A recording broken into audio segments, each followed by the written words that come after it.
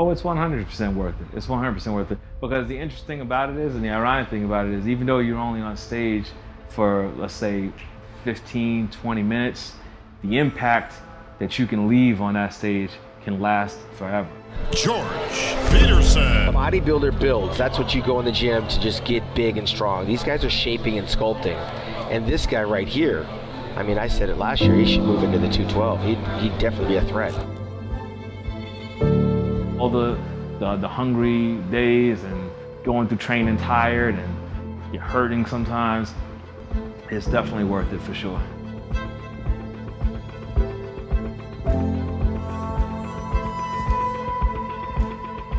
My name is George Peterson III, aka the Bull.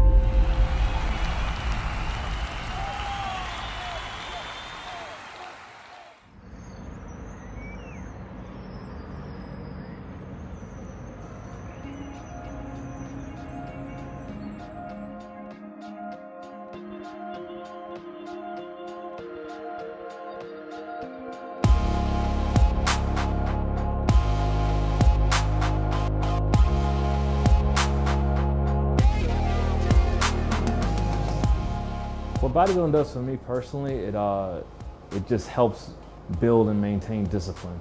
I feel like the bodybuilding lifestyle gives structure and a sense of discipline that a lot of people in general society don't have. My sense of discipline comes from my experience in martial arts, and that carried over into my bodybuilding. That's the reason why I've been able to stick to my training and my diet as a bodybuilder. But bodybuilding has added on to my discipline. So as disciplined as I was when I first got into bodybuilding, I'm even more disciplined now from bodybuilding.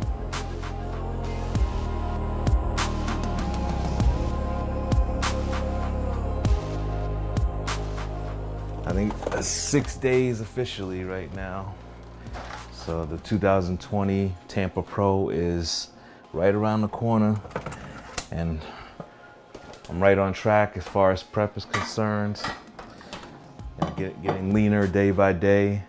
It's very exciting, especially since I'm going to be in this a new division for me, which is the 212 division, moving from classic physique over to 212. It was definitely time, especially after the 2019 Mr. Olympia. I felt like I brought my absolute best that I could in classic, and there was nowhere else to go with that weight limit that I had to make. The objective in bodybuilding is to build muscle and lose as much fat as possible, and you want to try to keep as much muscle as possible. But having to make the weight for classic physique, which was 192 pounds, it would force me to have to lose muscle also, and that takes away from your look, that wow factor you could bring on stage. So now I can actually step on stage just my absolute best and keep that wow factor, and I feel like it's going to be a dramatic difference than what you saw previously of being classic physique.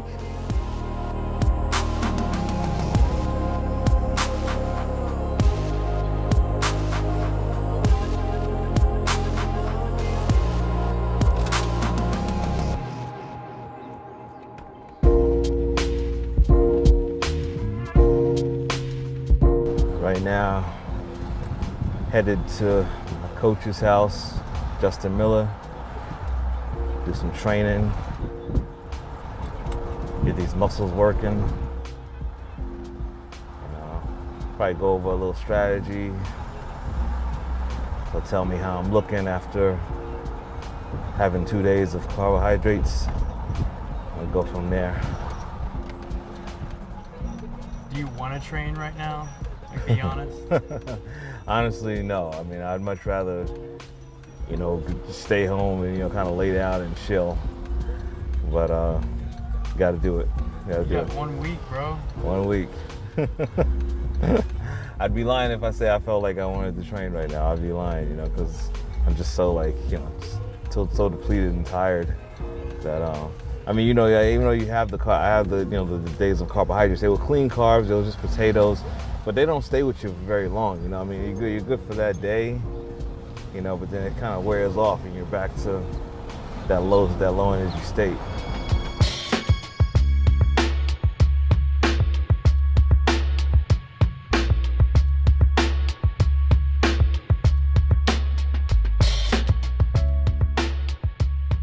This is my COVID gym. This is actually my house I grew up in. I've lived here since 1975.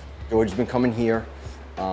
He's had a couple, offers from little private facilities and stuff. So we maybe like the days I couldn't do it here, he would go there. But this has been a crazy, crazy time. So we may do the best we could, and George looks. I give George and my other athletes who are still going and looking to do the competitive season for 2020 a lot of credit, because it's really difficult. It's difficult in the New York, New Jersey area, because we've had no gyms, we still have no gyms. So, you got to make do. It's old school.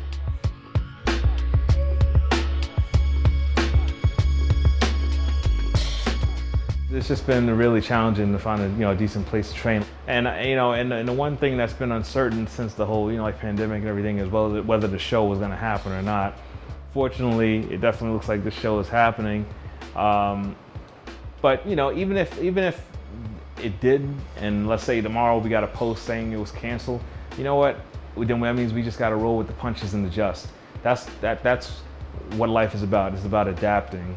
And that was one of Bruce Lee's philosophy: adaptation, adapting to situations. This is where it all began. Still remember the first time I trained it here back in 2016.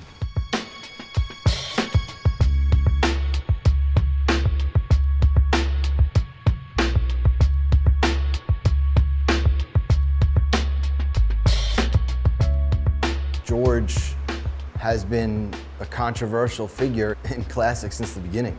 The first show we ever did, one of my friends who's a judge, "What the F are you doing?" yelling. I'm like, "What do you mean?" He's like, "He would have won the overall in bodybuilding. What the hell is this guy doing classic for? Because he might win nationals in bodybuilding. What are you guys doing?" So I was like, well, I don't know, he wants to do classic. Even from the beginning, there was varied opinions of what classic is. My name is Justin Miller, and I've been George's coach since June of 2016. George is a different breed in terms of his mental focus.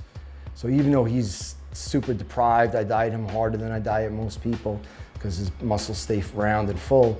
Even when he's super depleted, George is a rock mentally. He's had very few moments where he wavered at all mentally. There's no complaining, there's no, I don't have to worry if he's doing the right thing when he's not with me. George is, he follows orders. He's an amazing soldier.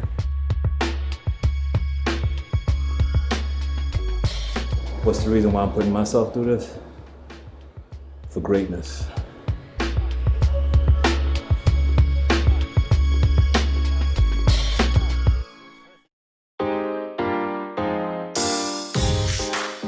I'm George, the Bull Peterson's mother. And I'm Renee. I am George Peter Bull's sister. He was very phenomenal as a little kid. Easygoing, very, very respectful. He was a little thin boy. I mean, he just blew up. I could not even believe it. Is that my same George? He is a dedicated individual. Whatever he set his mind to, he was going to be successful at it. That's always been George. And I wasn't too surprised because I think genetically, George always had some sort of like athletic thing about him. My father, our father, he was an amateur boxer. He's very disciplined. He got that from karate because with karate, it's very disciplined. One of the great things about when you do well, in a show or anything in life, being able to come and show that trophy to my mother, show it to my sister, looking at the expression on their face when they see I do well. And even if I don't do well, they're my crutch, like I have them to lean on, which is extremely appreciative. So I appreciate the world of them, and I'm always supportive of them as well. We're a small family, and that's the reason why we have to constantly keep each other up.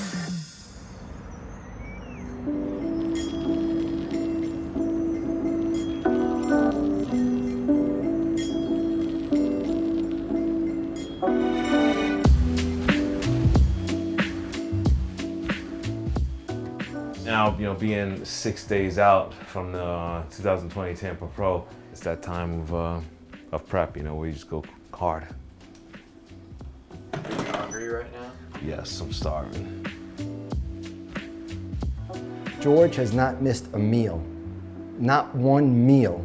He's eaten 6 meals a day, every day, since 2016 when he was prepping for the Nationals and he turned pro. I mean, George has a unique focus. I have no other athletes, and I train a lot of athletes.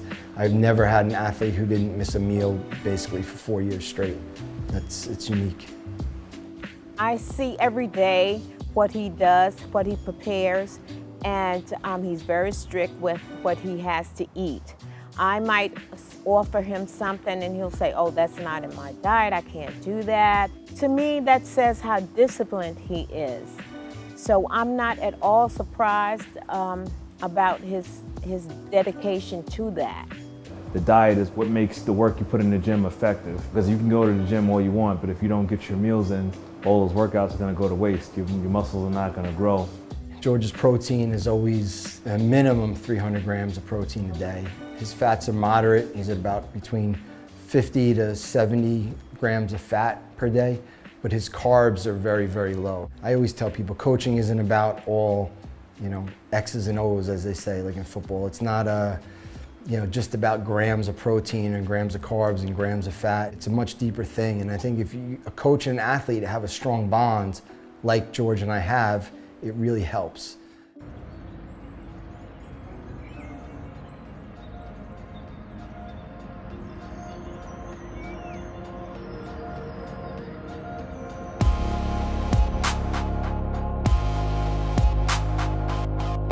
Our plan was to cut cardio. We're going to cut it on Tuesday before we leave, maybe even Monday. But looking at him today, his mannerisms, his cheeks, the way he looks, his physique, like he's tired, so he doesn't even need to do cardio tomorrow. We're just kind of gonna coast on into Tuesday, because you deplete someone too much, it's hard to carb him back up. What do you feel like right now? I kind of feel like I'm just barely, I feel like I'm kind of just existing, but like I'm not fully there, like I'm here, but I'm not at the same time. It's just so tough. If being the best on earth at anything was easy, then everybody would do it, but everybody can't do it. This guy can.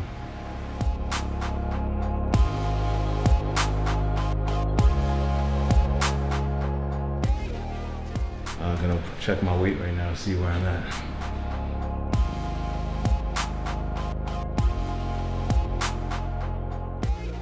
Like I said, 210. The anxiety that for me at least, is not there anymore. And that was the worst part of getting ready for those classic shows, just that anxiety. I knew I had full 100% faith that Justin would get me down to the weight, but just that anxiety was always still there. You were doubting it. I was doubting it, Because I was just you and Ricky. And it wasn't that I was doubting Justin. It wasn't that I was doubting Justin. I was doubting my own body. I was like, why is my body going up in weight when it should be going down sometimes? What's the fuck? What's going on? 14 pounds over today. Yeah, and it made me nervous. You're like, you sure there's no problem? I said, we got this. Well, what pushes me is, the fact that I know that I've come this far. You came this far, so you can't stop now. You can't. You're at the point of no return. You got to keep going. At the end of the day, if I do what I'm supposed to do, and I, follow my training and my diet and bring the look that I want to bring, then people are gonna know me for that, and that is priceless.